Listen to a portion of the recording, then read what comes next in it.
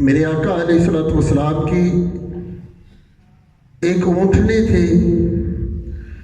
نسبت مصطفیٰ کی وجہ سے، نسبت محمدی کی وجہ سے اسے یہ مقام مل گیا تھا کہ جب وہ چارہ چرنے کے لیے، کھانا کھانے کے لیے جنگل میں جاتی تو جو کھانا اس نے کھانا ہوتا تھا، جو چارہ چرنا ہوتا تھا،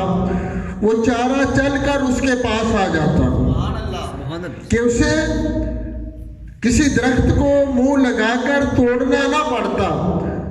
گھاس کو توڑنا نہ پڑتا، اس کے من پسند جو چیز ہوتی وہ چل کر اس کے منہ کے پاس آ جاتی۔ اور پھر نسبت مصطفیٰ کی وجہ سے یہ بھی برکت اسے ملی تھی، یہ مقام ملا تھا کہ اگر کوئی خطرناک درندہ اسے دیکھ لیتا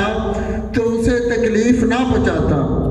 بلکہ جا کر جنگل میں دوسرے درندوں کو، جانوروں کو بھی بتاتا کہ وہ اونٹنی مصطفیٰ کی اونٹنی ہے، وہ آقا کریم کی اونٹنی ہے، اسے چھیڑنا نہیں، اس کو تکلیف نہیں پہنچانی۔ نسبت مصطفیٰ کی وجہ سے یہ مقام ملا کہ کھانا کھانے جنگل میں جاتی تو کھانا چل کر اس کے پاس آ جاتا،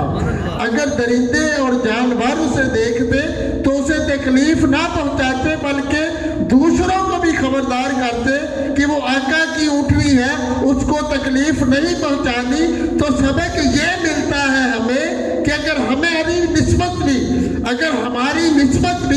آقا علیہ السلام سے مضبوط ہو جائے تو دنیا کی ساری نعمتیں چل کر ہمارے پاس آئیں گی اور پریشانیاں ہم سے دور بھاگیں گی۔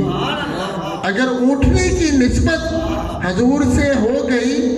اونٹنی کی نسبت آقا علیہ السلام کے وجود سے ہو گئی، نسبت محمدی مل گئی تو خوشیاں اس کے پاس آ رہی ہیں، پریشانیاں اس سے دور بھاگتی ہیں۔ تو اگر ہم